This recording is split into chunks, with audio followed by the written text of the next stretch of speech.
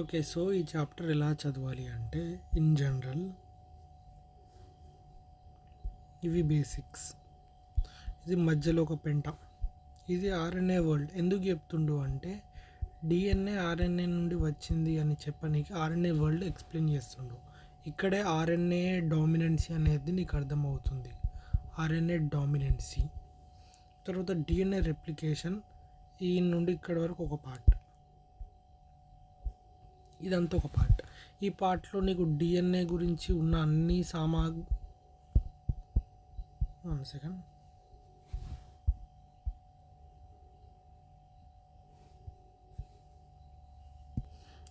చెప్తున్నా మళ్ళీ. ఇక్కడ నుండి ఇక్కడ వరకు బేసిక్స్ అనమాట కంప్లీట్లీ. ఇది బేసిక్స్. ఇది ఇన్ జనరల్గా 2 డిఎన్ఏ గురించి చెప్పాడు. ఇది సర్చ్ ఒక చిన్న మధ్యలో కాన్సెప్ట్. ఇది మెయిన్ కాన్సెప్ట్. ఇక్కడ నుండి నీకు మెయిన్ చాప్టర్ అనేది ప్రొలిఫరేట్ అవుతుంది. ఇవి రెండేమో డిఎన్ఏ గురించి డీటెయిల్గా చెప్తాడు. 3 నెక్స్ట్ ఏమో ఇకపై వచ్చేదంతా ఆర్ఎన్ఏ. ఎక్కడ నుండి ఎక్కడి వరకు అంటే ఇక్కడ నుండి ఇక్కడ వరకు ఆర్ఎన్ఏ మీద డిపెండ్ అయి ఉంటుంది. నేను ఇప్పుడు టైం ఎంత అంటే 1 minute 23 seconds. ఇన్ జనరల్గా వీళ్ళిద్దరు సైంటిస్టులు డిఎన్ఏని అంటే జెనెటిక్ మెటీరియల్ని ఆ డిఎన్ఏ యొక్క స్ట్రక్చర్ గురించి చెప్పింది వీళ్ళిద్దరు. అది కూడా ఎలా అంటే డిఫరెంట్ మెథడ్స్తో ఎక్స్రే డిఫ్రాక్షన్ అలా. ఇప్పటిదాకా చెప్పాను కదా న్యూక్లిక్ యాసిడ్ బేసిక్స్. నీకు ఇవన్నీ గుర్తుపెట్టుకుంటేనే నీకు డిఎన్ఏ ఎందుకు డిఎన్ఏ అంటారు, ఆర్ఎన్ఏని ఎందుకు ఆర్ఎన్ఏ అంటారు, అండ్ ఆల్సో బేసెస్ అవన్నీ ఇక్కడ చెప్తాడు. నెక్స్ట్ ఇది నీకు స్ట్రక్చర్ ఆఫ్ డిఎన్ఏలో హెల్ప్ అవుతుంది. అంటే ఏంది, డిఎన్ఏని ఎలా ఫార్మ్ చేస్తావు, డిఎన్ఏ కాదు న్యూక్లియోసైడ్ చెప్తున్నా. Base plus sugar nucleoside, base plus sugar plus nitrogen plus phosphate group nucleotide. Monomers of polymer of nucleotides is nothing but peptide, polypeptide. ఆ ఒక్క పాలీపెప్టైడ్ ఉండి అది రైబోస్ షుగర్ ఉంటే ఆర్ఎన్ఏ. అదే నీకు 2 పాలీపెప్టైడ్స్ ఇన్ ఆపోజిట్ సీక్వెన్సింగ్ ఉందనుకో, అప్పుడు 1 ఒకటేమో 3 to 5 5 to 3 పొలారిటీ ఉందనుకో, అది డిఎన్ఏ. మళ్ళీ దీనికి డిఫరెన్సెస్ 3 ఉంటాయి. యురాసిల్ ఉండదు డిఎన్ఏలో, దాని ప్లేస్లో థైమిన్ అనేది ఉంటుంది. నెక్స్ట్ షుగర్లో నీకు 3rd పొజిషన్ 1 2 3 1 కొంచెం 1 2 3 2 సెకండ్ పొజిషన్లో 3rd పొజిషన్లో ఓహెచ్ ఉంటుంది, అందుకే డిఆక్సీ, అదే మీనింగ్. నెక్స్ట్ ఇక్కడ నీకు డిఎన్ఏ గురించి అంత డీటెయిల్లీ చెప్తాడు. ఇది నీకు డిఎన్ఏ స్ట్రక్చర్ ఎలా వచ్చింది, ఇది చగాఫ్ రూల్ అని ఒక రూల్ ఉంటుంది, అది ఇక్కడ చెప్తాడు వాడు. నెక్స్ట్ ఇది ఇంకొకటి నీకు తెలుసు తెలియదు, ఎందుకు డిఎన్ఏ స్టెబిలిటీగా ఎక్కువ ఉంటుంది అంటే, నీకు తెలుసు ఏటీజీసీ, ఏకి టీకి మధ్యలో డబల్ బాండ్, జీకి సికి మధ్యలో triple bond. In general human డిఎన్ఏలో, ఇన్ జనరల్ ఎనీ డిఎన్ఏలో జీ ఇంకా సి అనే కాంబినేషన్ చాలా ఎక్కువ ఉంటుంది. more than 60% of the DNA is comprised by what do you call that, G and C.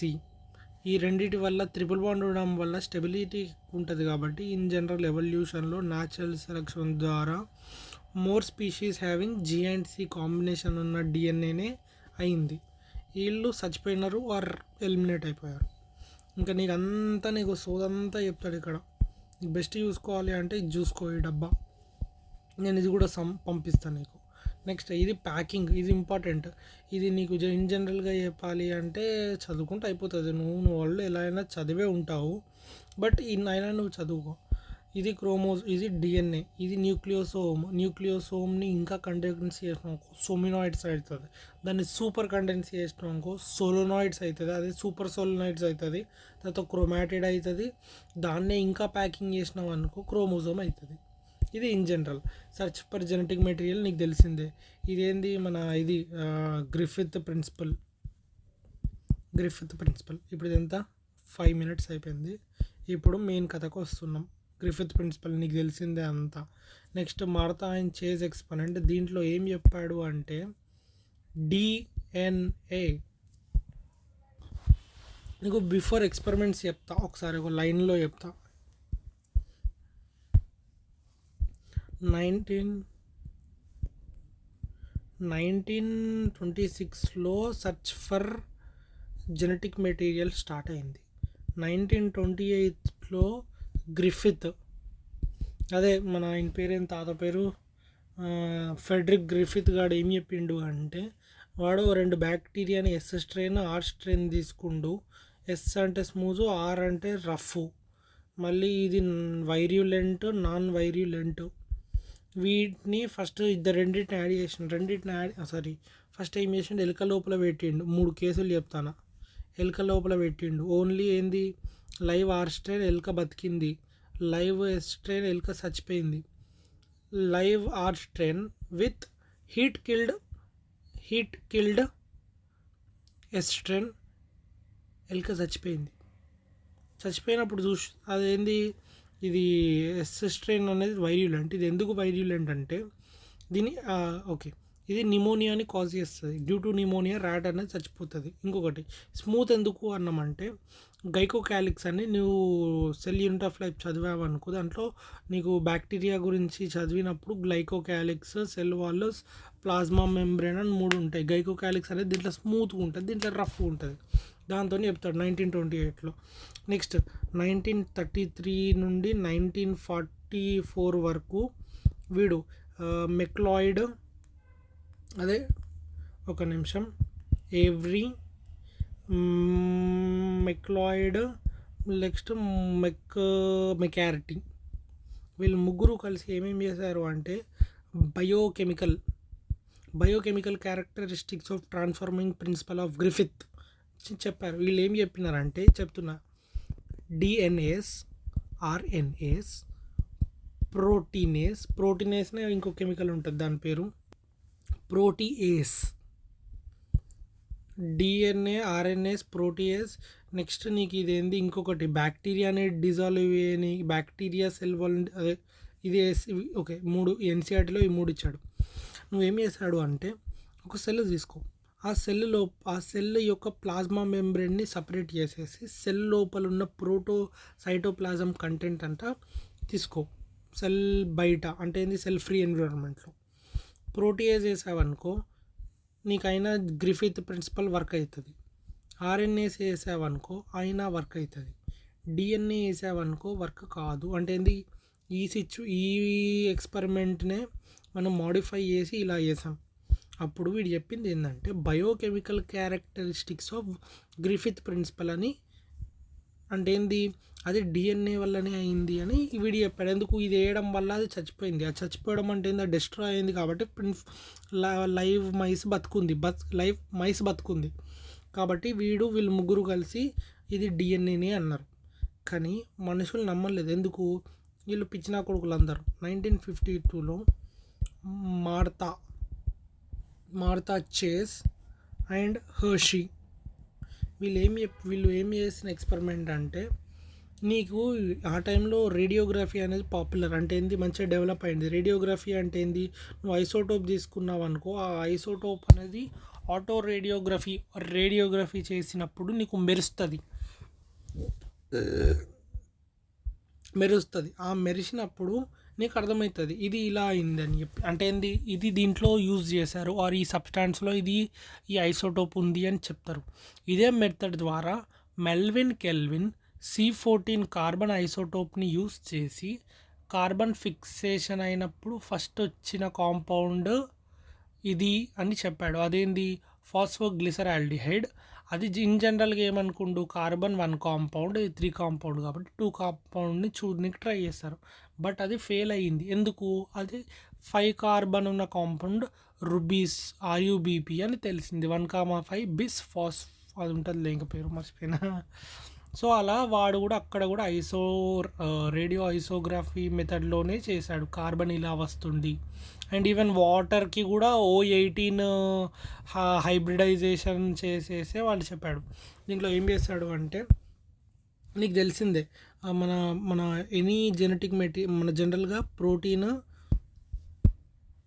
ప్రోటీన్కి కావాల్సింది సల్ఫర్, అదే ఆర్ఎన్ఏ ఆర్ డిఎన్ఏకి కావాల్సింది ఫాస్ఫరస్. Protein డిఎన్ఏకి phosphorus. వీడు దీన్ని S35P32 యొక్క ఐసోటోప్స్తో లేబుల్ చేశాడు. ఏం చేశాడు అంటే బ్యాక్టీరియోఫాజ్ని సల్ఫర్ మీడియంలో కల్టివేట్ చేసినప్పుడు అది ప్రోటీన్ కోసం అని చెప్పి సల్ఫర్ని తీసుకుంటుంది. అదే నువ్వు ఇంకొక బ్యాక్టీరియా ఫాజ్ యొక్క మీడియంలో P32 ఐసోటోప్ని పెట్టావనుకో అది సబ్స్ట్రేట్ లెక్క దాన్ని తీసుకుంటుంది. ఇప్పుడు వాడు దాన్ని ఏం చేశాడు అంటే ఒక బ్యాక్టీరియా విచ్ ఈస్ ఈకోలైల్కి ఇన్ఫెక్షన్ చేసినప్పుడు ఒక దాంట్లో ఇది మెరుస్తుంది, ఏది ప్రోటీన్ కోట్. నెక్స్ట్ దాంట్లో జెనెటిక్ డిఎన్ఏ అనేది మెరుస్తుంది, ఇది తెలియదు అప్పుడు. తర్వాత చేసిన తర్వాత ఫస్ట్ ఇన్ఫెక్షన్ అయిపోయింది. ఇన్ఫెక్షన్ అయిన తర్వాత ఈ బయట ఉన్న క్యాప్సూల్ అంటే ఏంది బ్యాక్టీరియోఫేజ్ యొక్క బాడీ మొత్తాన్ని పోవాలి కాబట్టి షేక్ చేస్తారనమాట. షేక్ చేసినప్పుడు ఏమవుతుంది అంటే బ్లెండింగ్ అనేది అయ్యి ఇది విడిపోతుంది ఆ బాడీలోకి వెళ్ళి. అప్పుడు ఏం చేశారంటే రేడియోగ్రఫీ చేసినప్పుడు ఏం కాదు, ఇది ఎలా తెలిసింది అంటే సెంట్రిఫికేషన్ చేసినప్పుడు. నీకు సెంట్రిఫికేషన్ అంటే ఏంది? Because of the gravity? No, because of the centrifugal force. అంటే ఏంది? బాటిల్స్ని ఇలా తిప్పి ఇలా పెట్టేసి ఇలా రొటేట్ చేస్తారు. రొటేట్ చేసినప్పుడు చాలా బరువు ఉన్నది కిందికి వెళ్ళి సెటిల్ డౌన్ అవుతుంది. అలానే నీకు లిటరల్లీ ఇక్కడ ప్రతి ఒక్కటి సెటిల్ డౌన్ అవుతుంది. నువ్వు దీన్ని చేసినప్పుడు టెస్ట్ ట్యూబ్ ఎలా ఉంటుంది అంటే ఇలా ఉన్నదనుకో. ఈ టెస్ట్ ట్యూబ్లో రేడియో ఐసోగ్రఫీ చేసినప్పుడు ఇన్ జనరల్గా బ్యాక్టీరియా కానీ కంప్లీట్ సెల్స్ ఇక్కడ ఉంటాయి. జనరల్లీ స్పీకింగ్ బరువు ఎక్కువ ఉన్నది ఇలా తిరుగుతుంది కాబట్టి ఇటు నుండి ఇటు డెన్సిటీ అనేది పెరుగుతుంది. బట్ అదే నీకు ఇక్కడ సల్ఫర్ కోట్ అనేది ఇక్కడ మధ్యలో కనిపిస్తుంది. ఎక్కడ? ఇది సల్ఫర్. అదే ఇన్ కేసు నువ్వు ఫాస్ఫరస్ చూసావనుకో, ఆటో రేడియోగ్రఫీ చేసావనుకో అప్పుడు ఇలా కనిపిస్తాయి పీక్స్. అప్పుడు వాడు ఏమన్నాడు అంటే డిఎన్ఏ ఈజ్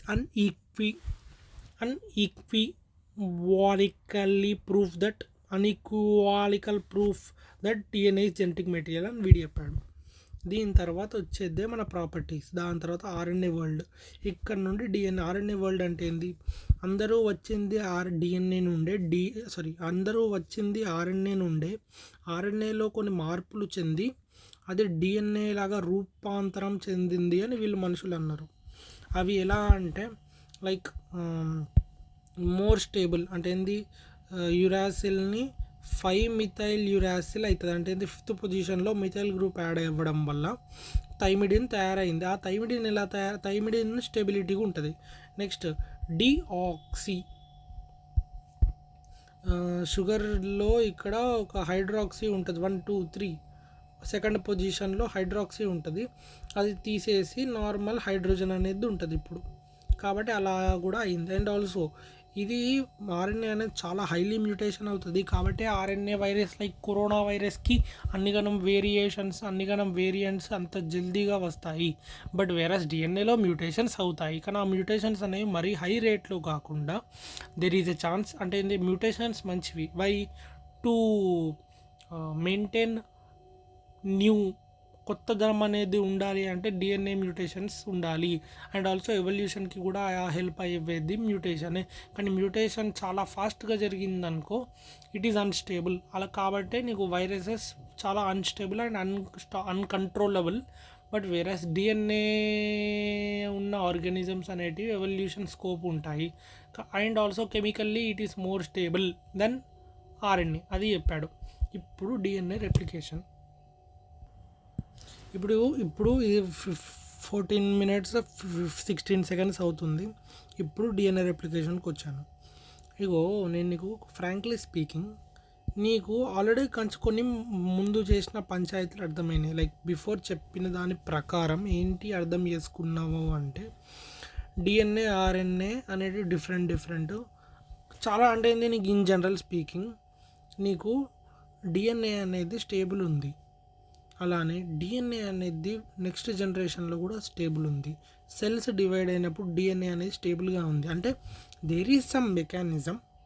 ఆ మెకానిజం ద్వారా అది రెప్లికేట్ చేసుకుంటుంది. దీన్ని ఫస్ట్ టైం ఎవరు చెప్పాడు అంటే Watson and Crick.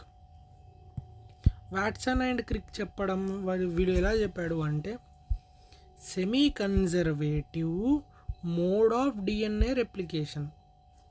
Simply speaking, ఇప్పుడు నువ్వు కొంచెం డీప్లీ అండర్స్టాండ్ చేసుకో. నేను చెప్పేది ఇన్ కేస్ వేగ్గా చెప్పను, మంచిగానే చెప్తాను. కాబట్టి try to understand it deeply. And also ఇది నీకు అర్థం కావాలి అంటే ఒకసారి ఎన్సీఆర్టీ చదువు.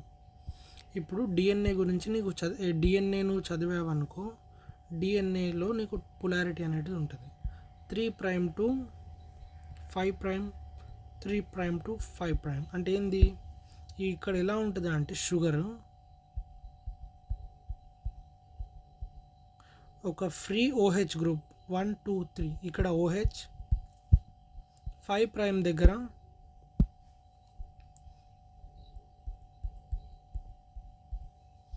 ఫ్రీ ఫాస్ఫేట్ గ్రూప్ ఉంటుంది. ఇక్కడ కూడా అంతే ఓహెచ్. దీన్నే పొలారిటీ అంటాడు. ఉల్టా గీయాలి కదా, ఆలోచిస్తున్నా ఎక్కడ పెట్టాలా అని చెప్పి. సో ఇలా నీకు పొలారిటీ అంటే ఇంతకు మించి ఏమీ లేదు. ఇక్కడ మధ్యలో నీకు తెలిసిందే కదా, ఇంకా హైడ్రోజన్ బాండింగ్స్ అన్నీ ఉంటాయి. ఇది ఇంత 3.6 నానో ఆమ్స్ట్రాంగ్ సంథింగ్, అవన్నీ ఇంకా చిల్లర లెక్కలు నీకు ఐడియా ఉంటాయి. 10 బేస్ పేర్లకు నువ్వు గుర్తు తెచ్చుకో. ఇప్పుడు అర్థం చేసుకో, వీడు ఏమన్నాడు అంటే ఒక సెల్ నుండి ఇంకొక సెల్కి డివైడ్ అయినప్పుడు డిఎన్ఏ అనేది రెప్లికేట్ అవుతుంది. ఎలా?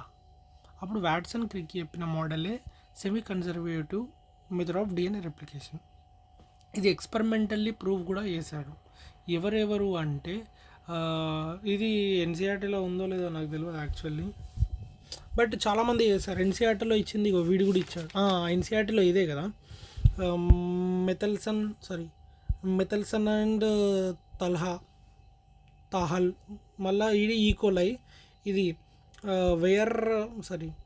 Tailor in వాసియాబా ఫ్యాబా.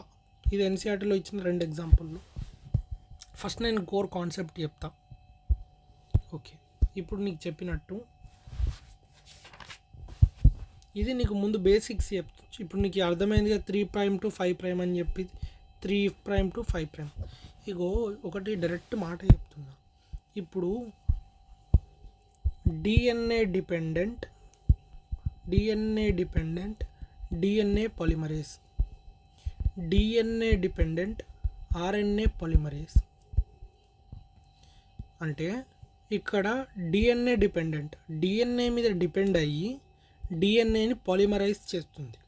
ఇక్కడ డిఎన్ఏ మీద డిపెండ్ అయ్యి ఆర్ఎన్ఏని పాలిమరైజ్ చేస్తుంది. అంటే కోడ్ స్టెంప్ అంటే ఏంది, కోడ్ చేసేది దేని నుండి అంటే డిఎన్ఏ నుండి. డిఎన్ఏ డిపెండెంట్ డిఎన్ఏ పాలిమరైజ్ అయినప్పుడు అది రెప్లికేషన్ అంటాం. ఎందుకు? డిఎన్ఏని యూజ్ చేసి డిఎన్ఏని తయారు చేసింది. DNA dependent RNA polymerase. This is nothing but transcription.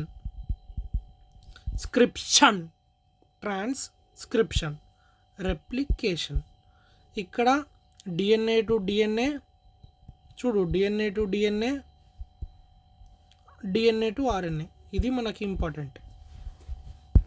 DNA dependent DNA polymerase or DNA dependent RNA polymerase only ఒక డైరెక్షన్లోనే పాలిమరైజేషన్ అంటే సింపుల్ మీనింగ్ పాలిమర్లను అటాచ్ చేసుకుంటూ వెళ్ళడం. ఇక్కడ పాలిమర్ ఎవరు? న్యూక్లియోటైడ్స్. ఇక్కడ కాబట్టి డిఎన్ఏ డిపెండెంట్ డిఎన్ఏ పాలిమరేస్ ఒక డైరెక్షన్లో మాత్రమే సింథసిస్ చేస్తుంది. కాబట్టి దట్ ఈజ్ 5' to 3'. అంటే చూడు ఆలోచన, ఇంకా నేను క్లారిటీగా చెప్తున్నా. ఇక్కడ 3'కి ఆపోజిట్ 5' ఉంటుంది. అవునా? ఉంటుంది అంటే కొత్తది తయారైనప్పుడు. ఇప్పుడు నేను ఒక బొమ్మ వేస్తాను.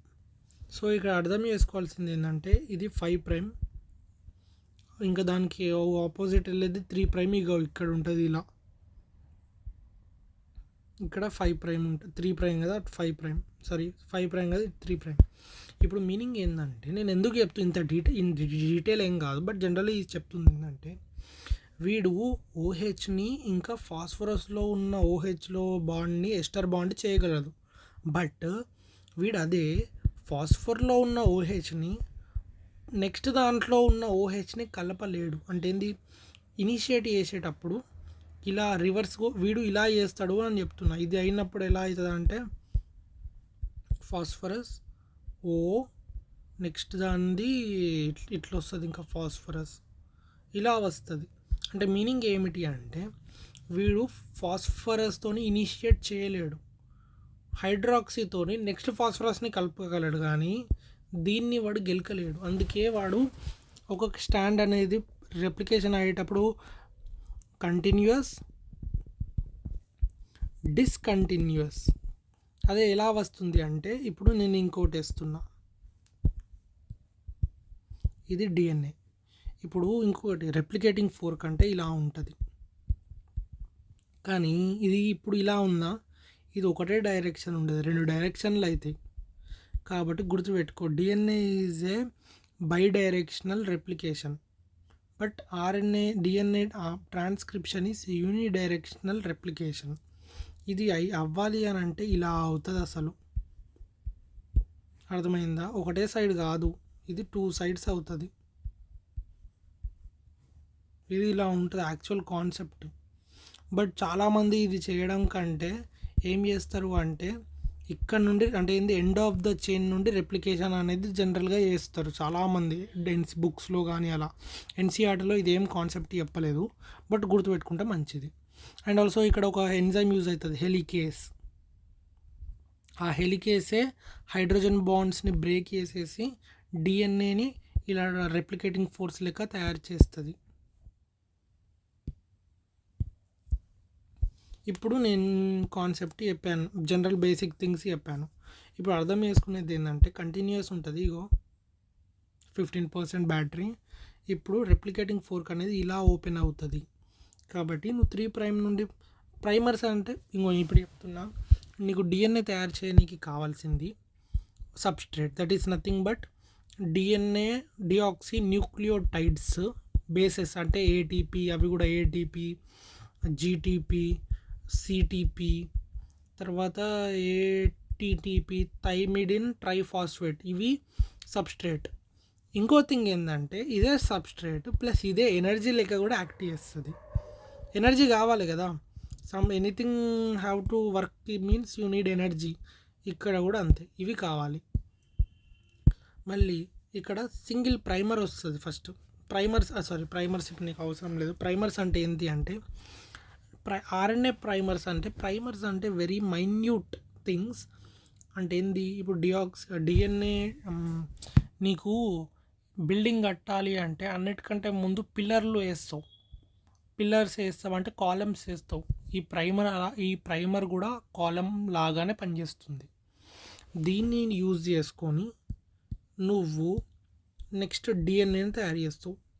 ఇది 5' to 3' వెళ్తుంది కాబట్టి చూడు, ఇక్కడ నెక్స్ట్ వచ్చేది 5 ఉంటుంది, నెక్స్ట్ 5 3 5, ఇక్కడ 5 3 అనేది కదా, 5 3 5 3 5 3. ఇలా నువ్వు ఒక్కొక్క న్యూక్లియోటైడ్ని ఎక్స్పాండ్ పెట్టుకుంటూ వెళ్తున్నావు. 5 3 5 3. ఇప్పుడు చూడు 5 3 5' to 3'. ఇక్కడ డైరెక్షన్ 5' నుండి 3' మాత్రమే కాబట్టి ఒక సైడ్ సింగిల్ ప్రైమర్ యూజ్ అవుతుంది. కంటిన్యూస్ దాంట్లో సింగిల్ ప్రైమర్. అప్పుడు రెప్లికేటింగ్ ఫోర్క్ ఇలా ఓపెన్ అవుతుంది కాబట్టి నీకు ఆల్రెడీ దీని డైరెక్షన్ ఇలానే ఉంది కాబట్టి చేసుకు వెళ్తూ కంప్లీట్గా నీకు ఒక డిఎన్ఏ అనేది వస్తుంది.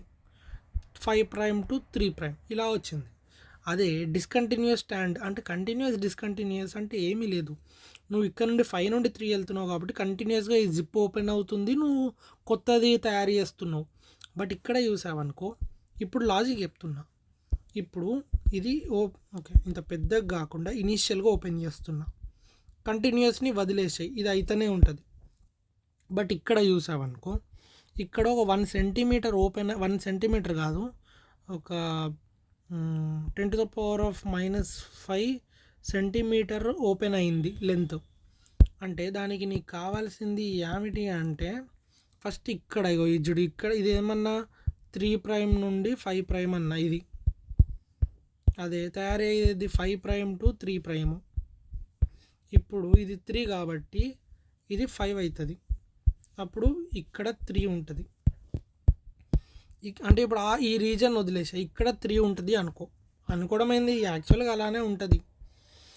అప్పుడు ఉన్నప్పుడు ఏమవుతుంది అంటే ఒక ప్రైమర్ పెడతావు. ఇక్కడ ప్రైమర్ పెట్టేసి నువ్వు ఇలా కంటిన్యూ చేస్తావు. ఇప్పుడు ఇది ఏమైంది, 3 ప్రైమ్ కదా, ఇది 5 ప్రైమ్ అయింది. అప్పుడు నువ్వేంది ఇలా పెట్టినావు, మళ్ళీ ఇక్కడ వరకు పెట్టేసినావు, మళ్ళీ ఈ జిప్ ఇంకా ఓపెన్ అయింది, ఇంకా నెక్స్ట్ 10⁻⁻5 ఓపెన్ అయింది. అప్పుడు ఎలా ఉంటుంది అంటే జిప్ ఇలా ఉండేసి ఇలా ఉండి ఇక్కడ ఒక ప్రైమర్ అటాచ్ చేసినావు కదా ఆల్రెడీ, నెక్స్ట్ ఇలా ఉంటుంది, నువ్వు అటాచ్ చేసింది పాతది అంటే ఏంది అది, మళ్ళీ ఇక్కడ మళ్ళీ ఇంకొక ప్రైమర్ అటాచ్ అయ్యి మళ్ళీ ఇక్కడ తయారు చేస్తావు. మళ్ళీ సేమ్ ఇలానే ఒక ప్రైమర్ అటాచ్ చేసి జిప్ ఓపెన్ అయిన తర్వాత దాన్ని మళ్ళీ ఇలా చేస్తావు. మళ్ళీ ఇక్కడ ప్రైమర్ అలా అయ్యి మళ్ళీ ఇలా చేస్తావు. మళ్ళీ ఇక్కడ ఒక ప్రైమర్ వచ్చేసి మళ్ళీ ఇలా చేస్తావు. మళ్ళీ ఇక్కడ ఒక ప్రైమర్ వచ్చేసి మళ్ళీ ఇలా చేస్తావు. ఇప్పుడు చూసావనుకో ఇది కంటిన్యూస్గా అయింది. కానీ ఇది చూసావనుకో డిస్కంటిన్యూస్గా అయింది.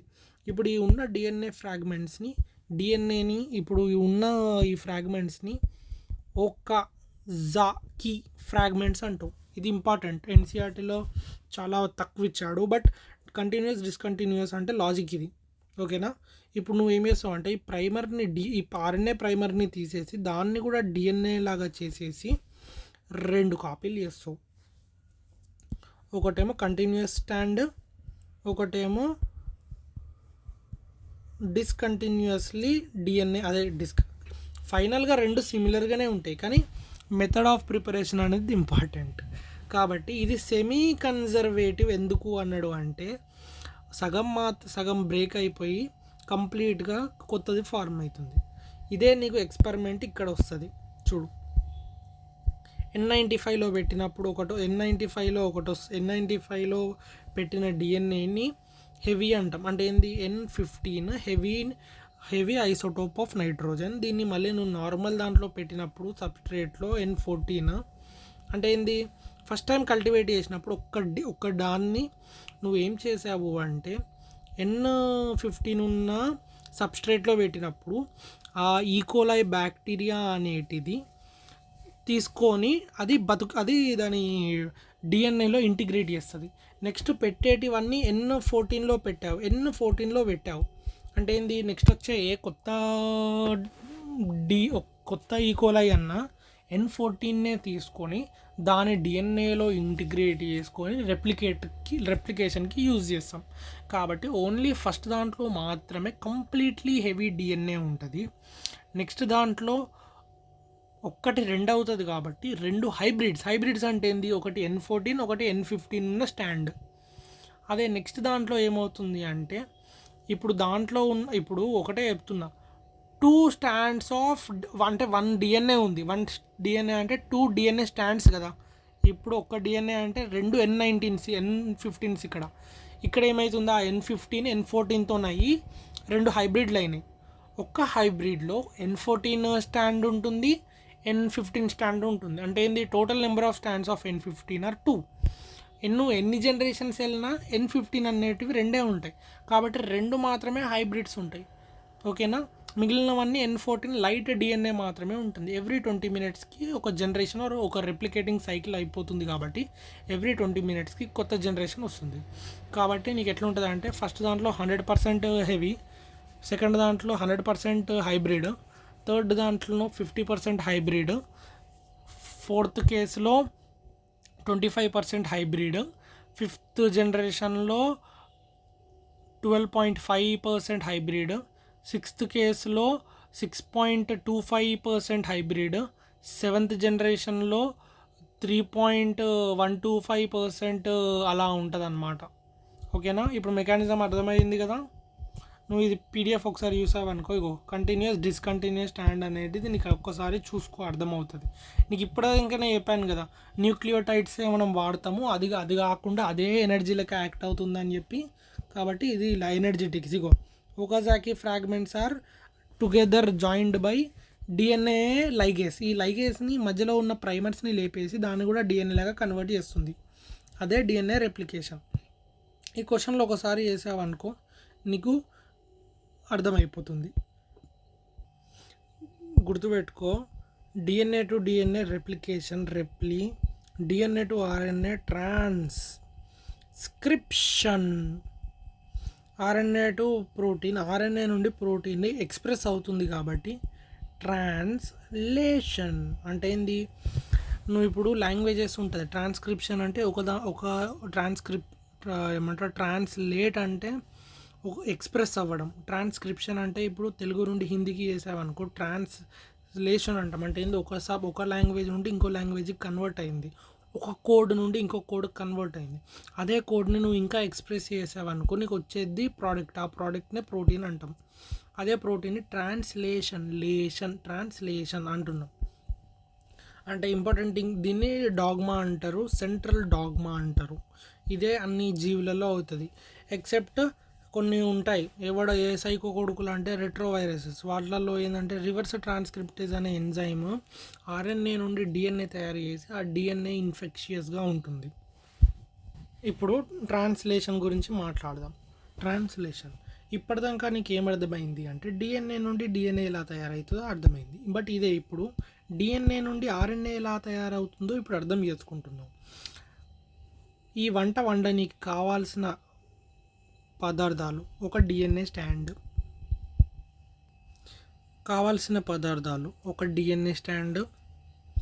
మళ్ళీ నీకు ఏంది ఆర్ఎన్ఏ కోసం న్యూక్లియోసైడ్స్, రైబోజోమల్ కాదు, రైబోస్ న్యూక్లియోసైడ్స్, అదే తెలుసు కదా. ఇంకా రైబోజోమ్స్ అంటే అదే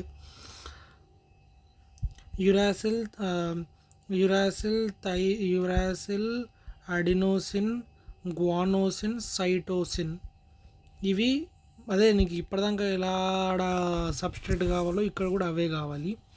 డిఎన్ఏ కావాలి, ఇది కావాలి, ఇది మెటీరియల్, ఇదేమో కోడ్. నెక్స్ట్ మెషిన్ కావాలి. ఆ మెషిన్ ఏమిటి అంటే DNA dependent RNA polymerase or RNA polymerase.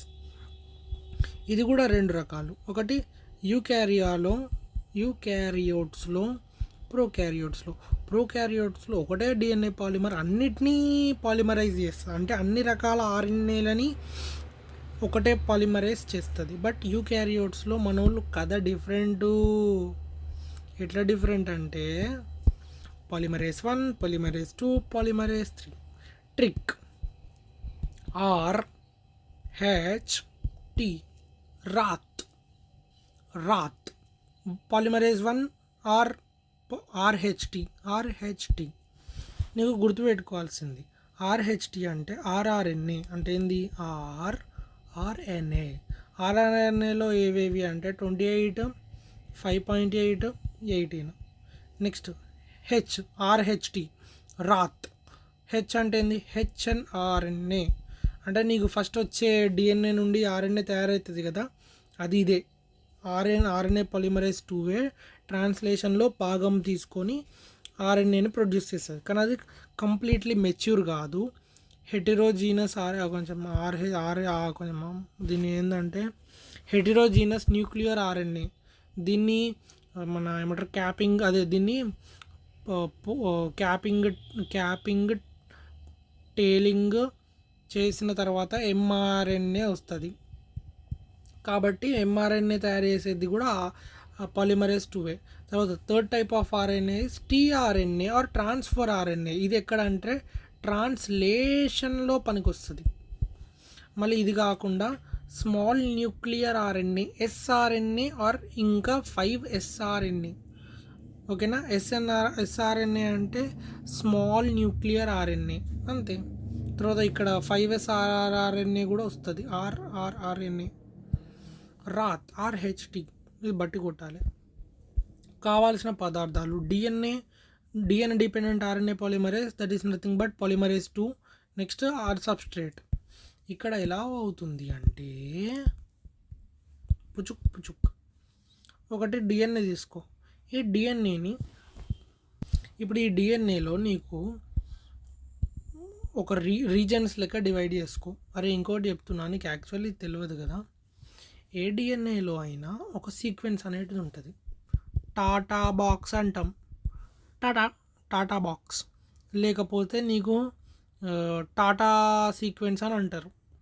ఇదేంది, ఈ కోడింగ్ ఉన్న జాగాలో ఏమిటి అంటే, ఇప్పుడు ఇది దీంట్లో చూసావనుకో, ఒక పార్ట్ దగ్గర టాటా టీఏటి చెప్తున్నా, టీఏటి ఇలా ఒక 200 నుండి 300 టైమ్స్ సీక్వెన్స్ రిపీట్ అవుతుంది. టాండమ్ రిపీట్ అంటాం ఇన్ జనరల్గా. దీంతోనే మనం ఏమిటి అంటే ఆ డిఎన్ఏలో ఎక్కడ ఏమి చెయ్యాలి అని తెలుస్తుంది. ఇప్పుడు 3' to 5', 5' to 3', ఒకదాన్ని మనము టెంప్లెట్ అంటాం. నెక్స్ట్ కోడింగ్ అంటాం. కోడింగ్ అంటే దాంట్లోకి వెళ్ళి కోడింగ్ అని కాదు. టెంప్లెట్ అంటే ఏంది, స్టాండ్. టెంప్లెట్ అంటే దాన్ని చూసి నువ్వు ఇన్స్పైర్ అయ్యి ఏదో చేసావు. ఇక్కడ టాటా బాక్స్ ఎక్కడుందో దాని తర్వాత ఉండే రీజన్ని మనము ఈ టాటా తర్వాత టాటా బాక్స్ ఈ బాక్స్ అంటారు దాన్ని, టాటా బాక్స్. ఇది 2025లో 2024లో ఎగ్జామ్లో ఇచ్చాడు యాక్చువల్లీ టాటా బాక్స్ గురించి. నీకు తెలియదు, I don't know whether you saw the question or not. కాబట్టి 100% ఇది ఎన్సీఆర్టీలో లేదు, కానీ ఎన్సీఆర్టీలో ఫైనల్ నీట్లో ఇచ్చాడు వాడు. నీకు క్వశ్చన్ చూపించమంటే I will send you actually. ఇప్పుడు డిఎన్ఏలో 2 స్టాండ్స్ ఉంటాయి, ఒకటి టెంప్లెట్, ఒకటి కోడింగ్. టెంప్లెట్ ఏంటంటే టెంప్లెట్ని నువ్వు ఆధారంగా చేసుకొని నువ్వు ఎంఆర్ఎన్ఏని హెచ్ఎన్ఆర్ఎన్ఏ తయారు చేసావు. ఇప్పుడు వచ్చిన హెచ్ఎన్ఆర్ఎన్ఏ ఎలా ఉంటుంది అంటే సేమ్ ఎగ్జాక్ట్లీ కోడింగ్ స్టాండ్ లెక్క ఉంటుంది, except the only difference is టీకి బదులు ఇక్కడ యూ ఉంటుంది. ఎన్సీఆర్టీ క్వశ్చన్ ఇస్తా. ఎన్సీఆర్టీలో వాడు ఇంత పెద్దగా ఇచ్చింటే నేను తక్కువ చేసి ఇంతనే రాసిన. ఇప్పుడు నీకు లాజిక్ అర్థమైందంటే ఏంది, ఇది డిఎన్ఏ, ఇది ఆర్ఎన్ఏ. మెయిన్ డిఫరెన్స్ ఏముంటుంది, టీకి బదులు యూ ఉంటుంది. కాబట్టి నేనేమన్నా ఇప్పటిదాకా దీన్ని ఆధారంగా చేసుకొని మనము దీనికి కాంప్లిమెంటరీగా ఉన్నవాటి మనం ఇలా రాస్తాం. అంటే తెలుసు కదా నీకు ఇంకా కాంప్లిమెంటరీ అంటే ఏంటో కూడా. ఏకి టీ కాంప్లిమెంటరీ, జీకి C. They are like match made in heaven అలా అనమాట. Double bond, triple bond. అంటే ఏకి టీ మాత్రమే వస్తుంది, ఇది ప్యూరిన్స్, ఇది పిరమిడిన్స్ ఆర్ రివర్స్ ఉండొచ్చు, నాకు ఆ పేర్లు మర్చిపోయా. ప్యూరిన్ అంటే ఇది పిరమిడిన్, ఇది ప్యూరిన్. ప్యూరిన్ అంటే సింగిల్ హెటరోజినస్ రింగ్. పిరమిడిన్ అంటే పిరమిడిన్ కాదు, ప్యూరిన్స్ కాదు, తప్పు, రివర్స్ చెప్పిన. ఇది ప్యూరిన్, ఇది పిరమిడిన్ అంటే ఇట్లుంటుంది, పైరిడిన్. ఎన్ డబల్ 2 బొక్కలు ఇక్కడ ఉంటుంది. ఇది యాక్చువల్లీ స్ట్రక్చర్ కాబట్టి ఇవి సింగిల్ హెటరోజినస్ రింగ్స్. 5-మిథైల్ యురాసిల్ అది ఒక పిరమిడిన్. కాబట్టి ఇప్పుడు ఇది ఎన్సీఆర్టీ క్వశ్చన్, డిఎన్ఏ నుండి ఆర్ఎన్ఏ. అప్పుడు నేను ఏమన్నా ఇప్పటిదాకా టెంప్లెట్ స్టాండ్ని యూజ్ చేసి దానికి కాంప్లిమెంటరీగా ఉన్నదన్నా, కానీ డిఫరెన్స్ ఏంటంటే సేమ్ కోడింగ్ లెక్కనే ఉంటుంది ఎక్సెప్ట్ టీ ప్లస్లో యూ. కాబట్టి ఇక్కడ ఆన్సర్ ఇప్పుడు ఎంఆర్ఎన్ఏ ఎట్లుంటుంది అంటే యూ, ఏ కొంచెం టీకి ఏ ఉంటుంది కాబట్టి ఏకి టీ ఉంటుంది, బట్ ఇక్కడ యూ, సికి జీ ఉంటుంది, జీకి సి ఉంటుంది, టీకి ఏ ఉంటుంది, ఏకి టీ ఉంటుంది కానీ ఇక్కడ యూ రావాలి, సికి జీ ఉంటుంది, జీకి సి ఉంటుంది, టీకి ఏ రావాలి, ఏకి టీ ఉంటుంది కానీ ఇక్కడ యూ రావాలి, సికి జీ రావాలి. అర్థమైందా? ఇప్పుడు దీన్నే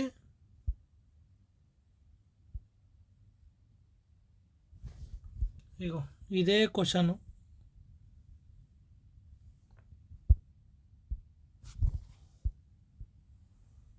కనిపిస్తుందా? ఇదే క్వశ్చను,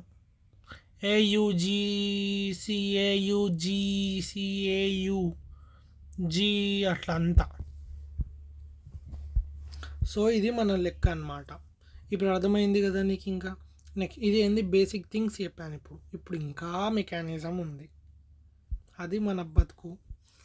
చూడనీకి ఇంతనే ఉంటారు చాప్టర్. ఇప్పుడు ఎంత అయింది, 40 నిమిషాలు అయింది ఇప్పటికే.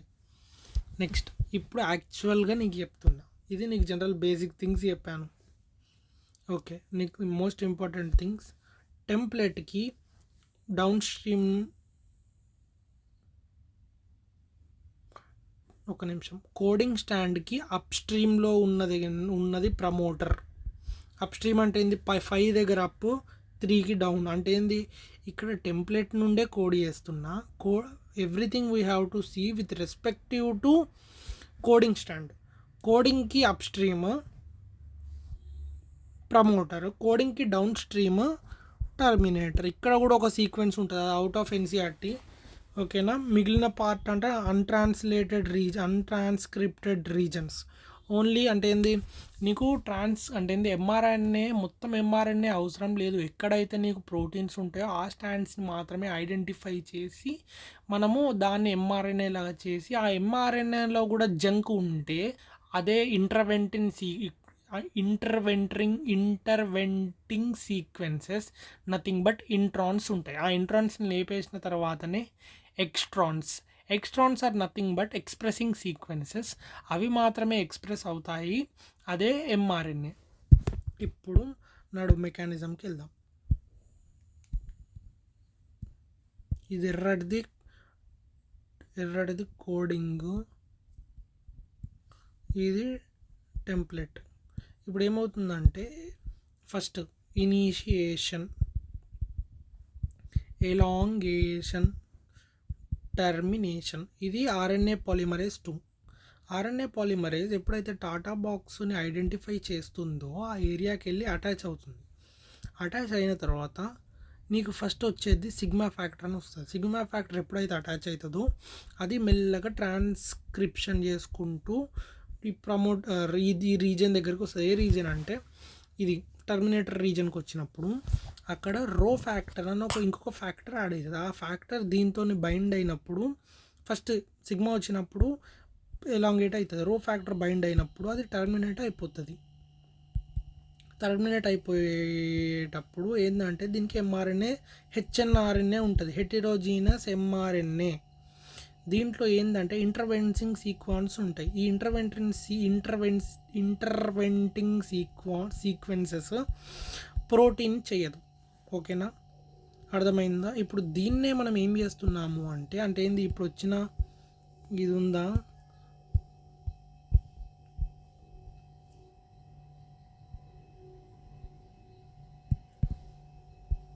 ఇప్పుడు ఈ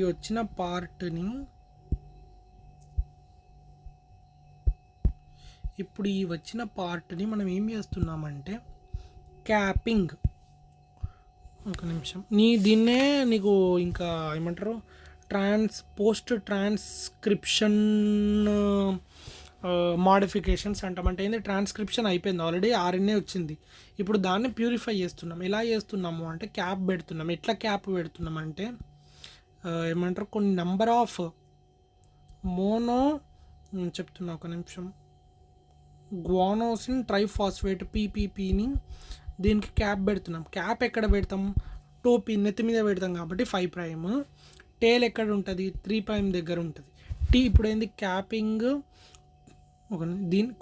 క్యాపింగ్ అంటే ఏంది, according to the NCERT capping అంటే in capping and nucleotide methyl guanosine, ఇది ఎమ్ కాదు, మోనో కాదు, మిథైల్ గ్వానోసిన్ ట్రైఫాస్ఫేట్ని added to the 5 end of the hnRNA. టేలింగ్లో adenyl residues up to 200. Adenine అంటే ఏంది, పాలీ అడినైల్ టేల్ అంటాం దీన్ని. ఇక్కడ ఏం చేస్తున్నాం అంటే అడినైన్ అంటే ఏంది, షుగర్ విత్ అడినైన్ని ఇక్కడ 200 నుండి 300 వరకు టేల్ దగ్గర యాడ్ చేస్తున్నాం. టేల్ దగ్గర యాడ్ చేసిన తర్వాత అంటే ఏంది, దాని protect చేసుకోనికి tailing చేసేసినాం.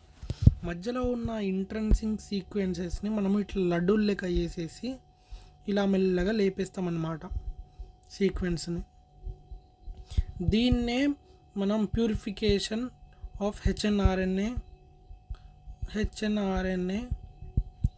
Or post transcription change అంటాం దీన్నే, లేకపోతే ప్రాసెసింగ్ ఆఫ్ హెచ్ఎన్ఆర్ఎన్ఏ అని కూడా అంటాం. ఇది ఇంపార్టెంట్. ఇప్పుడు వచ్చింది సీక్వెన్స్ ఏది ఉంటుందో అది ప్యూర్. ఇవి ఇంట్రాన్స్ అని ఎందుకు అంటారు అంటే ఇంటర్వెంటింగ్ సీక్వెన్సెస్. ఎక్స్ట్రాన్స్ ఎందుకు అంటారు అంటే ఎక్స్ప్రెసింగ్ సీక్వెన్సెస్. అది మాత్రమే ప్రోటీన్ లాగా పనిచేస్తుంది, లాస్ట్కి ప్రోటీన్ చైన్ లెక్క అవుతుంది. ఇన్సులిన్కి 51 ప్రోటీన్లు ఉంటాయి. ప్రోటీన్ అంటే ఏంది తెలుసు కదా, ఇంకా ప్రోటీన్ అంటే వాలిన్, గ్లైసిన్, అలనైన్, ఫినైల్ అనలైన్ అవన్నీ ఇక్కడనే వస్తాయి. ఇప్పుడు నీకు ఎక్కడి వరకు చెప్పాను అంటే ట్రాన్స్క్రిప్షన్ వరకు అయిపోయింది.